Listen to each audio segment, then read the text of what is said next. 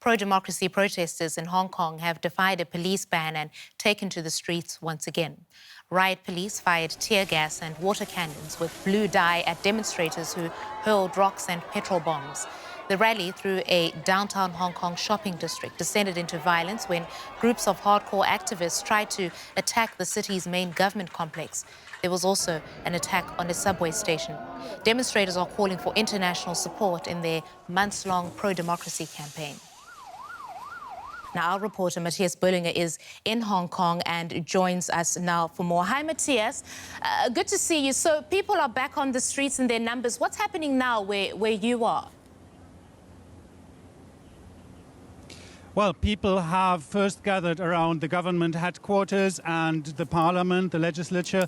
They have been dispersed with tear gas and water cannons from there. And then now they're moving around the city. Just a moment ago, there were lots of protesters here. Now they've moved to other streets and they're regrouping over there, as you can see. So everybody is on the move, the protesters in the streets of Hong Kong and the police behind them.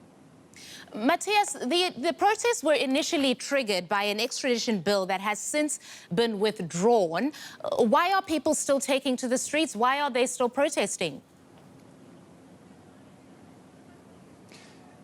If this withdrawal had come in the very beginning, after the first mass demonstrations, then probably everything would have ended soon. But since these protests have begun, so much anger has built up, anger mostly at the police force that has been using tear gas and rubber bullets and what protesters and many Hong Kongers see as excessive violence. So an investigation into police violence is one of the main demands of the protesters. And this slow reaction of the government paired with this harsh reaction of the police and this willingness to use violence against the protesters has also convinced many people that they should stand up to their demand of universal suffrage, that to elect their government themselves. They are not happy with this system. They have not been happy with this system that guarantees Beijing a say in appointing the chief executive, the head of government. And the more this has been continuing, the more people feel that this system is broken and they need a political reform. One more to you, Matthias, and perhaps answer this one very quickly. Yesterday, we saw some clashes between pro-Beijing supporters and pro-democracy supporters. How polarized would you say Hong Kong is right now?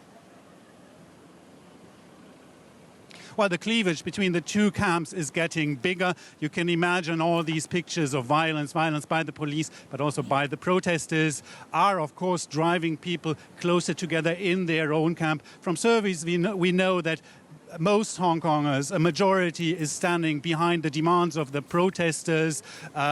Unease with the political system has been growing over the past 5 years when Beijing interfered more and more directly into Hong Kong politics. So probably the majority is standing with the protesters, although they might not approve of all of the methods they use and the violence.